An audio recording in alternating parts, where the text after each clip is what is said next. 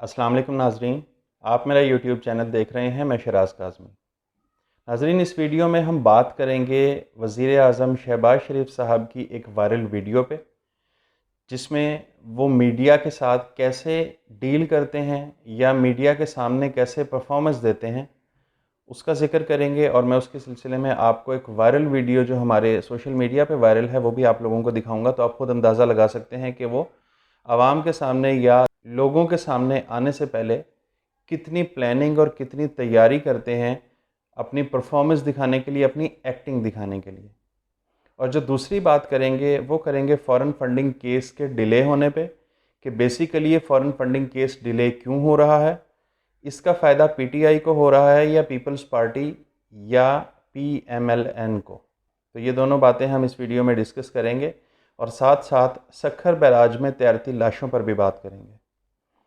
सबसे पहले हम बात करेंगे वज़ीर आज़म शहबाज शरीफ साहब की मीडिया के सामने की जाने वाली एक्टिंग पर। आप लोग जानते हैं कि कल वज़ीर आज़म शहबाज शरीफ साहब और साबका वज़ीर आला जनाब हमज़ा शहबाज साहब की एफआईए की अदालत में पेशी थी, लेकिन ये दोनों अपनी पेशी पे पेश नहीं हुए। हमज़ा शहबाज साहब को तो वज़ारत आला से अलहदा होते साथ ही दोबारा कमर के दर्द ने आन लिया है। उनकी कमर के दर्द दोबारा शुरू हो गई है। जब तक वो वज़ारत आला के मनसब पे मौजूद थे, उनकी कमर में कोई दर्द नहीं था। वो इधर उधर भागते, दौड़ते, घूमते, इंजॉय करते, लोगों को डांटते, अपने मातहतों को डांटते डपटते, ये सब कुछ करते हमें नज़र आते थे। लेकिन जैसे ही उनकी वज़ारत आला ख़त्म हुई है, उनकी कमर का दर्द दोबारा शुरू हो गया, क्योंकि अब दोबारा से पेशियाँ शुरू होने वाली हैं। तो कमर के दर्द को फ़ौरन पता चल गया है कि अब मुझे हो जाना चाहिए, ताकि हमज़ा शहबाज साहब को अदालत से रिलीफ़ मिल सके।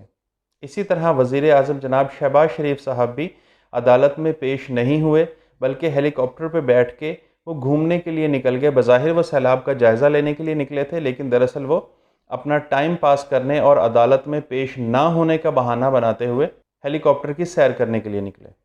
बहाना आवाम को रिलीफ देने का बनाया गया, यानी वो जायज़ा ले रहे थे बज़ाहिर सैलाब ज़दगान का और सैलाब से मुतासरा इलाकों का, लेकिन वो कितने दिल से, कितनी अटेंशन से इसका जायज़ा ले रहे थे, उसके लिए ये वायरल वीडियो ज़रा मुलाहिज़ा कीजिए।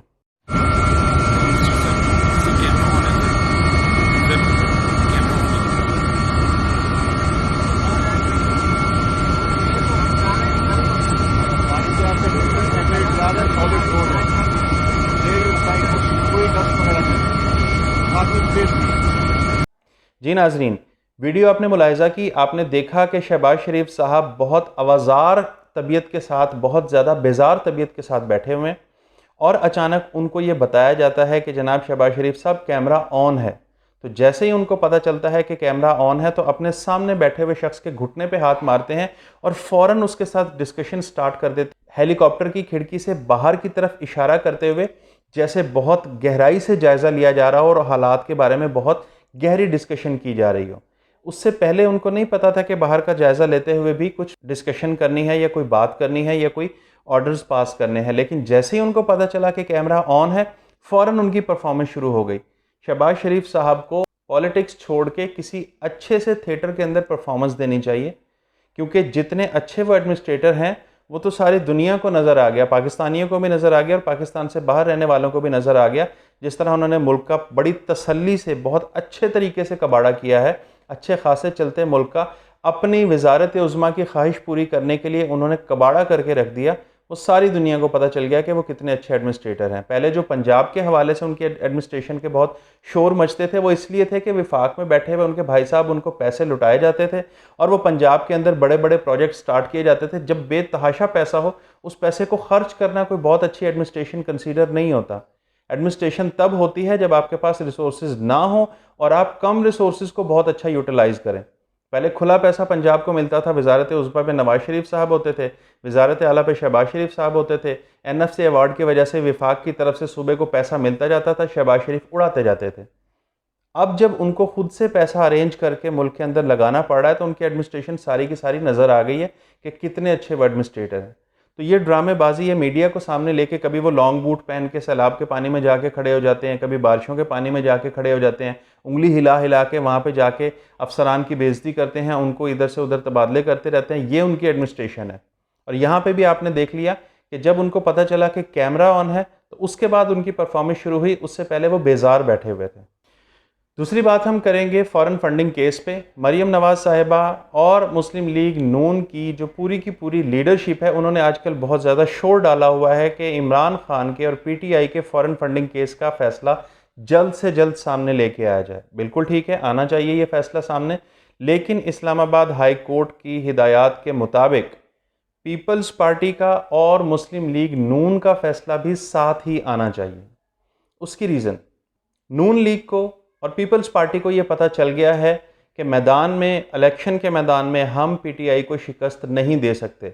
उन्होंने अपनी पूरी कोशिश करके देख ली ज़िमनी इंतखाबात में धांधली करने के लिए, लेकिन वो धांधली करने के बावजूद भी कुछ अच्छी परफॉर्मेंस नहीं दिखा सके, इलेक्शन नहीं जीत सके, बल्कि क्लीन स्वीप किया पंजाब के ज़िमनी इंतखाबात में पीटीआई ने।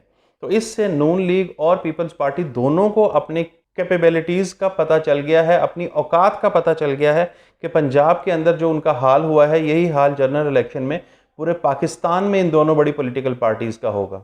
तो इसलिए उन्होंने ये फैसला किया कि अब इमरान खान को इलेक्शन में तो हम शिकस्त नहीं दे सकते, तो क्यों ना फॉरेन फंडिंग केस के ज़रिए इमरान खान को अपने रास्ते से हटाया जाए। पीपल्स पार्टी और नून लीग ने मिलकर ये फैसला किया, ये प्लान बनाया है।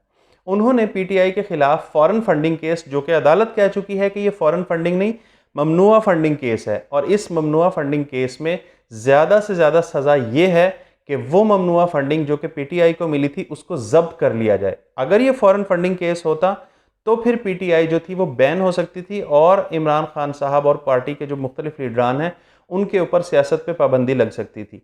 लेकिन अदालत ये डिक्लेयर कर चुकी है कि ये ममनुआ फंडिंग है। तो ममनुआ फंडिंग में ज़्यादा से ज़्यादा सज़ा ये होती है कि वो अमाउंट, वो पैसा जब्त हो जाता है जो ममनुआ फंडिंग के ज़ुमरे में आए। लेकिन इन्होंने फॉरेन फंडिंग का शोर मचा के और अब इलेक्शन कमीशन पे ये प्रेशर डालने की कोशिश की है कि किसी भी तरीके से इमरान खान की इस फंडिंग को ममनुआ फंडिंग के बजाय फॉरेन फंडिंग डिक्लेयर करवाते हुए पीपल्स पार्टी और नून लीग के रास्ते से पीटीआई को हटा दिया जाए। इलेक्शन से पहले पहले ये जमात बैन हो जाए ताकि उनको इलेक्शन में पीटीआई का सामना ना करना पड़ सके और वो इलेक्शन जीत जाएं। इस सिलसिले में शाहिद खाकान अब्बासी ने भी election commissioner, chief election commissioner से मुलाकातें की हैं और उन पर प्रेशर डालने की कोशिश की है। वैसे भी चीफ इलेक्शन कमिश्नर और इलेक्शन कमीशन दोनों नून लीग के घर की लौंडी है। अब रही ये बात कि अब तक इस फॉरेन फंडिंग केस का या ममनुआ फंडिंग केस का फैसला सामने क्यों नहीं आ रहा। इस्लामाबाद हाई कोर्ट ने यह ऑर्डर दिया है कि पीपल्स पार्टी, पाकिस्तान मुस्लिम लीग नून और पीटीआई तीनों की फंडिंग के केस का फैसला एक साथ अनाउंस किया जाए।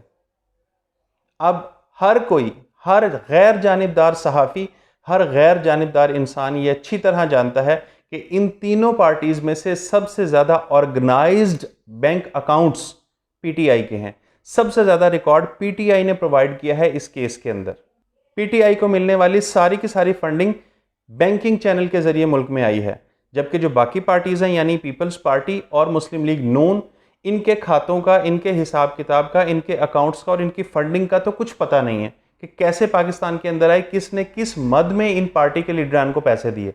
तो ऐसे में अगर तीनों पार्टीज़ के फॉरेन फंडिंग केस का फैसला इकट्ठा आता है तो सबसे बेहतर हालत में जो होगी वो होगी पीटीआई, और सबसे बुरी कंडीशन में ये दोनों पार्टीज़ होंगी जिनके खातों का, जिनके हिसाब किताब का किसी को कुछ पता नहीं चले, और सबसे ज़्यादा सख्त फैसला इन दोनों पार्टीज़ के अगेंस्ट आएगा। तो बेसिकली फॉरेन फंडिंग केस के फैसले को डिले करके पीटीआई को बचाने की नहीं, बल्कि पीपल्स पार्टी और मुस्लिम लीग नून को बचाने की कोशिश की जा रही है चीफ इलेक्शन कमिश्नर की तरफ से। और इन दोनों पार्टीज के लीडरान ने प्रेशर डाला हुआ चीफ इलेक्शन कमिश्नर पे कि वो सिर्फ पीटीआई के फॉरेन फंडिंग केस का फैसला दे। इसके अंदर सहाफ़ी भी पेश है, इसके अंदर गरीदा फारूकी साहिबा, इसके अंदर सलीम साफ़ी साहब, इसके अंदर डॉक्टर दानिश साहब, इसके अंदर हामिद मीर साहब, और इन्हीं जैसे जो सारे के सारे लिफाफा साफ़ी हैं वो पेश है। वो सब के सब कह रहे हैं कि सिर्फ पीटीआई के फॉरेन फंडिंग केस का फैसला दिया जाए। चीफ इलेक्शन कमिश्नर को इस बात का अच्छी तरह पता है कि अगर सिर्फ पीटीआई के फॉरेन फंडिंग केस का फैसला दिया गया तो ये इस्लामाबाद हाई कोर्ट के ऑर्डर्स की वायलेशन होगी और उन पर तौहीन अदालत लग सकती है। ऐसे में वो फैसला डिले करके बेसिकली पीटीआई को सपोर्ट नहीं कर रहे, बल्कि पीपल्स पार्टी और नून लीग को बचाने की कोशिश कर रहे हैं। वरना चीफ इलेक्शन कमिश्नर को पीटीआई से कोई खास मोहब्बत नहीं है, उनका बस चले तो वो वाकई सिर्फ पीटीआई का फैसला दे दें और फैसला भी पीटीआई के अगेंस्ट दें, लेकिन वो सिर्फ पीटीआई का फैसला दे के खुद को तौहीन अदालत का मुर्तकिब नहीं बनवा सकते। इस वजह से उन्होंने इस फैसले को डिले किया हुआ है और ये फैसला डिले होने की वजह से सही फायदा पीपल्स पार्टी और मुस्लिम लीग नून को हो रहा है। वो आज फैसला दें, पीटीआई का भी फैसला आज दें, पीपल्स पार्टी का भी फैसला आज दें और नून लीग का फैसला भी आज ही दें। देखते हैं किस पार्टी में इस फैसले से ज़्यादा तबाही आती है। तीसरी और आखिरी बात, सिराजुल हक साहब जो कि जमात इस्लामी के सरबराह हैं, उन्होंने एक ट्वीट किया है और उस ट्वीट में उन्होंने ये बताया है कि सक्खर बैराज के अंदर गुज़िश्ता 3 से 4 दिन पहले की 3 अदद लाशें मुसलसल तैर रही हैं और वहाँ पे 2 थानों के दरमियान ये डिसाइड नहीं हो पा रहा कि ये लाशें किस थाने की हदूद में आती हैं, क्योंकि जिस थाने की हदूद में आएंगी उनको उस हवाले से बहुत लंबी चौड़ी कार्रवाई का सामना करना पड़ेगा। तो इसलिए उन दोनों थानों के दरमियान ये डिसाइड नहीं हो पा रहा और वो लाशें 3 से 4 दिन हो गए हैं मुसलसल सक्खर बैराज में तैर रही हैं। बेहिसी की इंतहा है सिंध गवर्नमेंट की। सारे सिंध का पैसा उन्होंने इलेक्शन के अंदर एमपीएस को खरीदने और बेचने पे लगा दिया, अपने महल बनाने पे लगा दिया, लेकिन वहां के लोगों के हालात में कोई बेहतरी नहीं आई। शर्म से डूब मरना चाहिए बिलावल भुट्टो जरदारी साहब को, आसिफ अली जरदारी साहब को और उनकी पार्टी के जो बड़े बड़े लीडरान जो कि मीडिया के सामने बैठ के, टीवी के सामने बैठ के दावे करते हुए बस नहीं करते, ज़मीन आसमान के कुलाबे मिलाते हुए बस नहीं करते, उनको शर्म से डूब मरना चाहिए। बेहिसी की इंतहा है सिंध गवर्नमेंट की। मुराद अली शाह साहब को देख लें, सईद गनी को देख लें, मुर्तज़ा वहाब को देख लें, इनकी बातें ख़त्म नहीं होती, लेकिन 3 दिन से वो लाशें तैर रही हैं। किसी को हया नहीं आई, किसी को शर्म नहीं आई, किसी को गैरत नहीं आई कि इस मामले पे कोई नोटिस ले और उन बेचारे लाशों की तदफीन का बंदोबस्त करवाया जा सके। और फिर इनकी ख्वाहिशात ये हैं कि ये पूरे मुल्क पे हुकूमत करें। आसिफ अली जरदारी साहब की ज़िंदगी की सबसे बड़ी ख्वाहिश है कि वो बिलावल को वज़ीर आज़म बनता हुआ देख लें। उनकी ख्वाहिश ये नहीं है कि सिंध के हालात बेहतर हो जाएं, उनकी ख्वाहिश ये नहीं है कि सिंध वालों को साफ़ पानी मिल जाए, उनकी ख्वाहिश ये है बिलावल को वज़ीर आज़म बनते हुए देख लें। को शर्म करें, को हया करें, को गैरत करें। अब तक के लिए इतना ही। अगर आपको ये वीडियो पसंद आई है तो वीडियो को लाइक कीजिए, चैनल को सब्सक्राइब कीजिए और बेल आइकन को भी प्रेस कीजिए। वीडियो और चैनल दोनों को अपने दोस्तों के साथ शेयर करना हरगिज़ ना भूलिएगा। मिलते हैं आपसे इंशाल्लाह अगले व्लॉग में।